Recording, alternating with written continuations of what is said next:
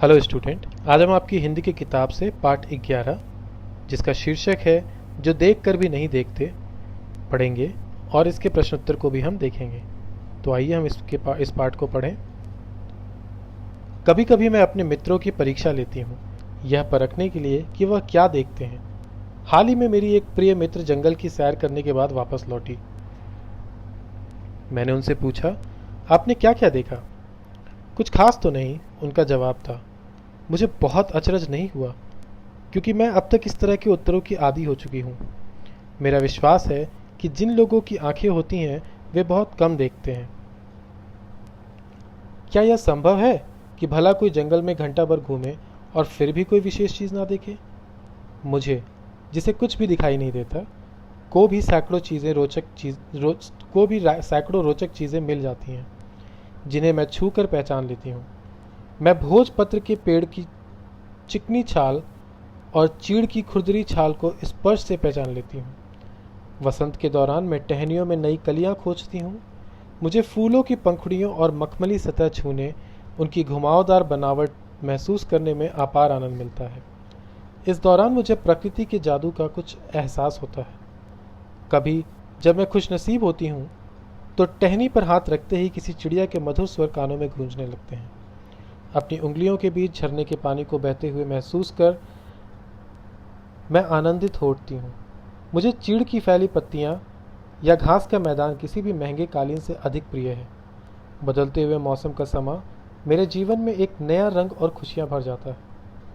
कभी कभी मेरा दिल इन सब चीज़ों को देखने के लिए मचल उठता है। अगर मुझे इन चीज़ों को सिर्फ छूने भर से इतनी खुशी मिलती है तो उनकी सुंदरता देखकर तो मेरा मन मुग्ध ही हो जाएगा। परंतु जिन लोगों की आंखें हैं वे सचमुच बहुत कम देखते हैं। इस दुनिया के अलग अलग सुंदर रंग उनकी संवेदना को नहीं छूते। मनुष्य अपनी क्षमताओं की कभी कदर नहीं करता। वह हमेशा उस चीज़ की आस लगाए रहता है जो उसके पास नहीं है। यह कितने दुख की बात है कि दृष्टि के आशीर्वाद को लोग एक साधारण सी चीज़ समझते हैं, जबकि इस नियामत से जिंदगी को खुशियों के इंद्रधनुषी रंगों से हरा भरा जा सकता है। अब आइए हम इसके प्रश्नोत्तर को देखेंगे। निबंध से, जिन लोगों के पास आंखें हैं वे सचमुच बहुत कम देखते हैं। हेलन केलर को ऐसा क्यों लगता है? इसके उत्तर में आप लिख सकते हैं, हेलन केलर को ऐसा इसलिए लगता है क्योंकि लोगों की संवेदना कम होती जा रही है। हमारे पास जो है हम उसकी कदर नहीं करते हैं, और जो नहीं है उसे पाने की इच्छा रखते हैं। प्रकृति का जादू किसे कहा गया है? यहाँ पर प्रकृति का जादू प्रकृति के सौंदर्य तथा उसमें हो रहे निरंतर बदलाव को कहा गया है, जो हमें दिन प्रतिदिन अपनी ओर आकर्षित करता है।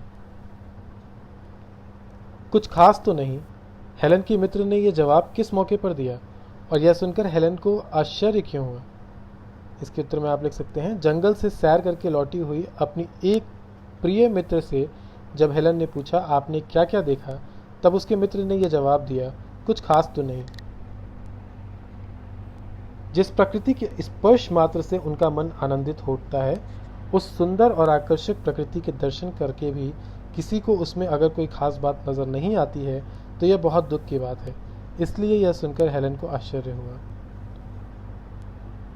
हेलन केलर प्रकृति की किन चीजों को छूकर और सुनकर पहचान लेती थी? पाठ पढ़कर उसका उत्तर लिखो। इसके उत्तर में आप लिख सकते हैं, हेलन केलर प्रकृति की कुछ चीजों को छूकर और सुनकर पहचान लेती हैं, जैसे भोजपत्र के पेड़ की चिकनी छाल, चीड़ की खुरदरी छाल को स्पर्श से पहचान लेती हैं। वसंत के दौरान टहनियों में नई कलियां, फूलों की मखमली पंखुड़ियां को स्पर्श से पहचान लेती हैं। अपनी उंगलियों के बीच झरने के पानी को बहते हुए महसूस कर आनंदित होती हैं। चिड़िया के मधुर स्वर को सुनकर लेखिका हेलन केलर पहचान लेती हैं, क्योंकि वह नेत्रहीन थी। जबकि यह नियामत से जिंदगी को खुशियों के इंद्रधनुषी रंगों से हरा भरा जा सकता है। तुम्हारी नज़र में इसका क्या अर्थ हो सकता है? इसके उत्तर में आप अपने मन से भी लिख सकते हैं। यहाँ पे मैंने उत्तर में लिखा हुआ है, दृष्टि हमारे लिए ईश्वर का आशीर्वाद है। हमें ईश्वर के इस वरदान की कद्र करनी चाहिए, और इस वरदान के माध्यम से हम अपनी ज़िंदगी में खुशियों के रंग भर सकते हैं। कान से ना सुनने पर आसपास की दुनिया कैसी लगती होगी? इस पर टिप्पणी लिखो और साथियों के साथ विचार करो। ये भी आप अपने आप से लिख सकते हैं, लेकिन मैंने यहाँ पे उसके उत्तर में लिख दिया है, कान से ना सुनने की कल्पना मात्र से हमारा मन कांप उठता है। यदि हम कान से नहीं सुन पाएंगे तो हमें अपने आसपास की दुनिया एकदम शांत लगेगी और हम केवल देखकर ही अपने आसपास घटने वाली घटनाओं का अनुमान लगा सकेंगे। कई चीज़ों को छू कर ही पता चलता है, जैसे कपड़ों की चिकनाहट या खुरदरापन, पत्तियों की नसों का उभार आदि। ऐसी और चीज़ों की सूची तैयार करो जिनको छूने से उसकी खासियत का पता चलता है। उत्तर में आप लिख सकते हैं कई चीज़ों को छूकर ही पता चलता है, जैसे फर्श का चिकनापन, पेड़ पौधे, फूल और उनकी पत्तियां, घास का मैदान जो कि कालीन सा प्रतीत होता है। हम अपनी 5 इंद्रियों में से आंखों का इस्तेमाल सबसे ज़्यादा करते हैं। ऐसी चीज़ों के एहसासों की तालिका बनाओ जो तुम बाकी 4 इंद्रियों से महसूस कर सकते हो, जैसे सुनना, कान, चीखना, जीभ, सूंघना, नाक, छूना, त्वचा। तुम्हें किसी ऐसे व्यक्ति से मिलने का मौका मिले जिसे दिखाई ना देता हो, तो तुम उससे प्रकृति के उसके अनुभवों के बारे में क्या क्या पूछना चाहोगे और क्यों? तो यह आप अपने आप से लिखेंगे।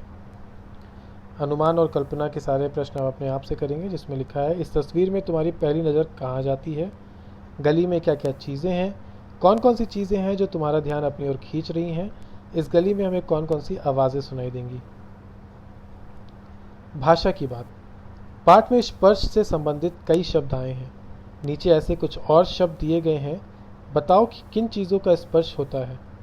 चिकना, भोजपात्र, मुलायम, फूलों की पंखुड़ियाँ, लिजलिजा, शहद, सख्त, पत्थर, चिपचिपा, गोंद, खुरदुरा, दीवार और कपड़ा, ऊबड़ खाबड़ रास्ता, भुरभुरा, रेत।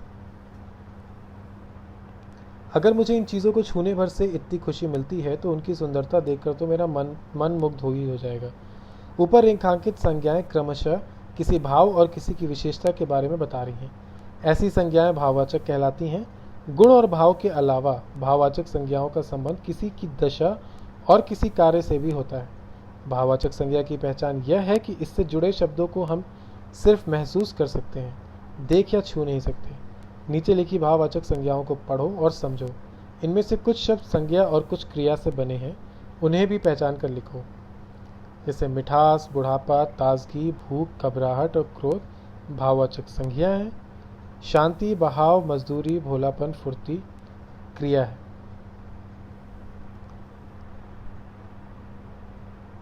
मैं अब इस तरह के उत्तरों की आदी हो चुकी हूँ। उस बगीचे में अमलतास, सेमल, कजरी आदि तरह तरह के पेड़ थे। ऊपर लिखे वाक्यों में रेखांकित शब्द देखने में मिलते जुलते हैं, पर उनके अर्थ भिन्न हैं। नीचे ऐसे कुछ और समरूपी शब्द दिए गए हैं, वाक्य बनाकर उनका अर्थ स्पष्ट करो।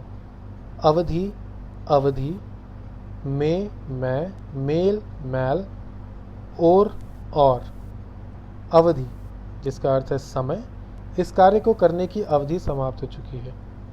अवधि भाषा, कवि तुलसीदास का काव्य भाषा अवधि में है। में, अंदर, अलमारी में नए कपड़े रखे गए हैं। मैं, स्वयं, मैं यह कार्य नहीं कर सकता हूँ।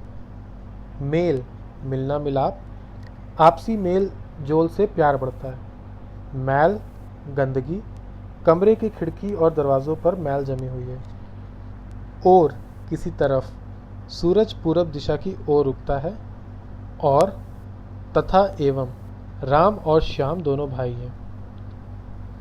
इस पाठ में कुछ ध्यान देने योग्य शब्द हैं जिनके अर्थ यहाँ पे लिखे हुए हैं, जैसे परखना, जांच करना, सैर, भ्रमण, अचरज, आश्चर्य, आदि, अभ्यस्त, रोचक, रुचि बढ़ाने वाला, खुशनसीब, भाग्यवान, समा, वातावरण, माहौल, मुग्ध, मोहित, कदर, गुणों की पहचान, नियामत, ईश्वरीय देन।